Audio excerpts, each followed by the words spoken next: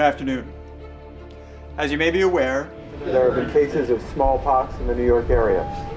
Local, state, and federal officials are working in conjunction to effectively respond to these cases. Second, there is a nuclear reactor experiencing complications in Uni, New Mexico.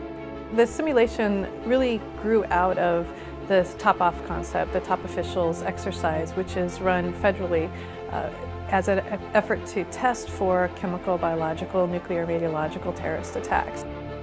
Unlike the top-off exercises where the law was really sidelined in many ways, in this exercise it's centerpiece along with the policymakers' decisions.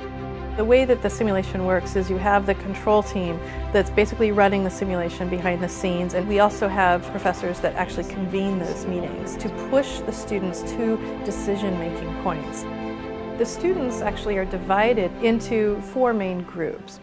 They play the National Security Council, and within the National Security Council there's the Department of Defense, there's the White House, there's the intelligence agencies, so ODNI and CIA, there's the Department of Homeland Security, the Health and Human Services, Department of Justice with the Attorney General and the FBI. In addition to the National Security Council, there's a congressional element to it. So students also play congressional committees with budgetary authorities, and they also can subpoena individuals who are in the simulation to appear before them. So you have the NSC and you have Congress. The third major grouping is the state government. So we have the mayor, for instance, of New York, as well as the governor of New York, with the adjutant general. So we have National Guard element in it, as well as public health officials and police. I'm going to issue an executive order declaring a state of emergency. And the fourth is the media element. New York City Police are isolating smallpox. The video news network runs throughout the simulation. When you're in a world that's rich in information, how do students figure out what's the relevant information?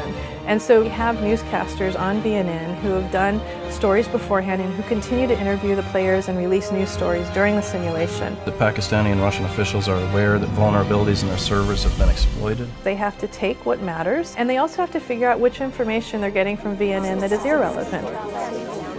It's certainly chaotic for the participants, but that's what it's supposed to be. So it's a lot of fun.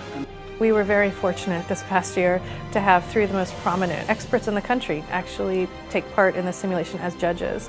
So the Chief Judge of the U.S. Court of Appeals for the Armed Forces, James Baker, the Chief Judge of the Foreign Intelligence Surveillance Court, John Bates, and Professor John Norton Moore, who really founded the field of national security law. Your recommendation? Dean Traynor served as President of the United States.